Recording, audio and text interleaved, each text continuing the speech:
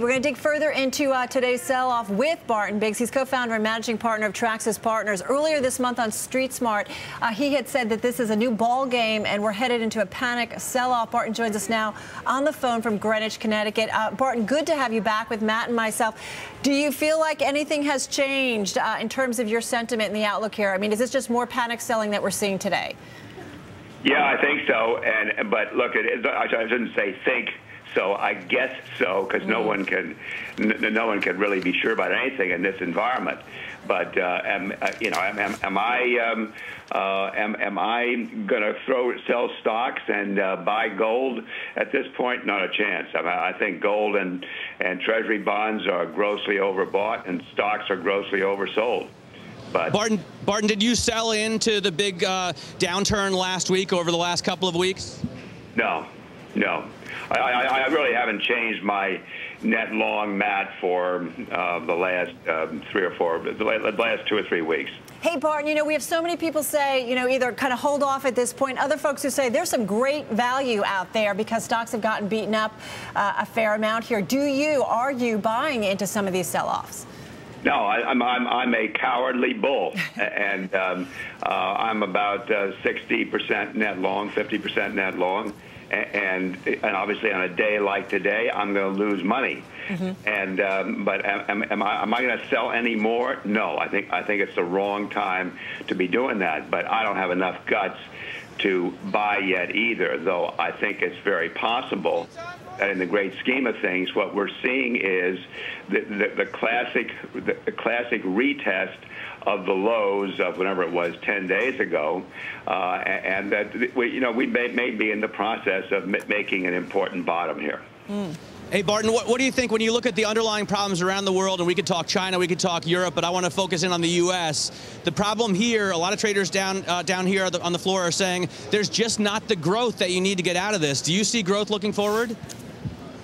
Yeah, I think the next couple of quarters we're gonna have somewhere between 1.5% and 2.5% real growth, and I don't think we're going into a recession or real stagnation at this point. But you know, as you've talked about, the market can make its own outcome, and to the extent that the market's really weak and scares the hell out of people and frightens businessmen, and that's going to affect the economy. But my guess is that we're still okay. We're in a stagnant but not collapsing economy. Hey, Barton, I always wonder what you guys kind of watch in a market environment like this as maybe a sign that things are going to turn. I bring it up because I'm looking at what's been going on in Treasuries.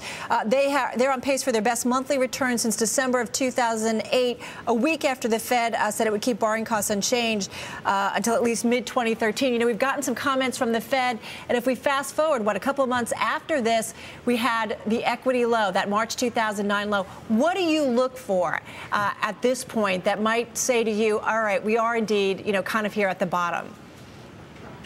Well, in terms of the business fundamentals, I'd like to see some good high-frequency economic numbers in the U.S. with unemployment coming down and capital spending going up and things like that. And I'd like to see the Europeans take real giant steps towards a solution instead of the baby steps they've been doing so far. But I mean, in terms of the market itself, you know, I'm not a technician, so I don't have any particular thing I'm looking for. I would point out there's a couple of other parallels you can draw to March of 2009. The Philly Fed number hasn't been this low since then. Also, insider buying hasn't been this high since then. Barton, let me ask you, though, about China. You know, I saw for the first time today concerns about Chinese banks and real estate loans. If it's spreading all the way over there, doesn't that sort of shake your confidence? No, because I don't believe it is spreading over there. The high-frequency data that I read from China, for example, from ISI this morning, was favorable rather than unfavorable in terms of the real estate market in the 5 biggest cities Sure, that they revised down their Chinese growth forecast, by a couple of tenths of 1%, but it's still very vigorous. I mean, and the fact that Morgan Stanley revises down its economic forecast for the U.S., where were they? What were they revising? What were they doing before? I mean, I don't see all the bad news that you guys keep citing. Well, that's interesting, and Federal Reserve Bank of New York President Bill Dudley, he too doesn't see necessarily all the bad news. He expects the U.S. economy will improve this year after what he says is an anemic first half. Barton, I think we're also starting to focus on a week from Friday when we have the Jackson Hole meeting, Ben Bernanke. Are you anticipating, or do we need anything more out of the Fed at this point? Yeah, I think we do need something more out of the Fed at this point, but are we going to get it? I don't know.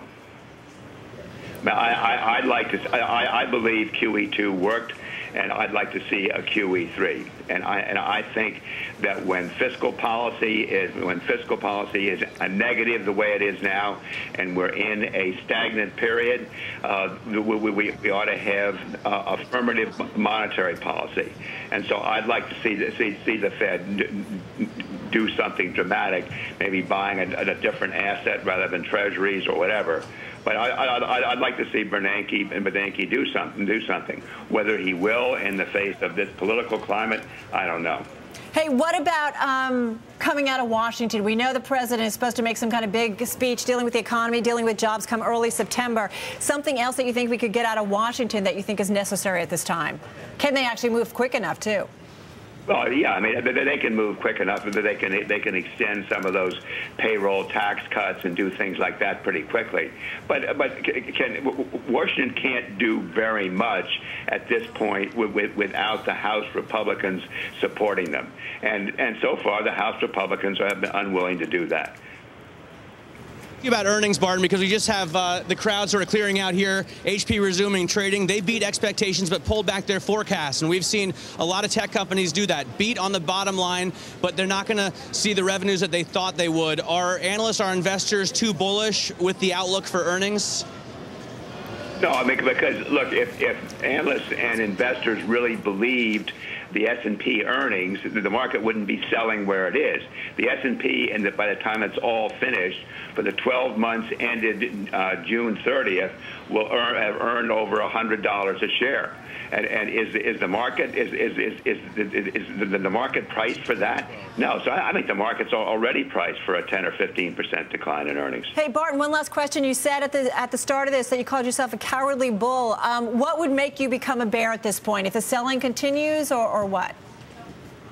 Well, no, not if the selling continues, but what would make me a bear if the high-frequency economic data began to come in and be even more negative and show that businessmen and consumers, both in the U.S. and in Europe and around the world, were pulling back, and we really were going to go into a double dip. Mm-hmm. This market is not priced for a double dip.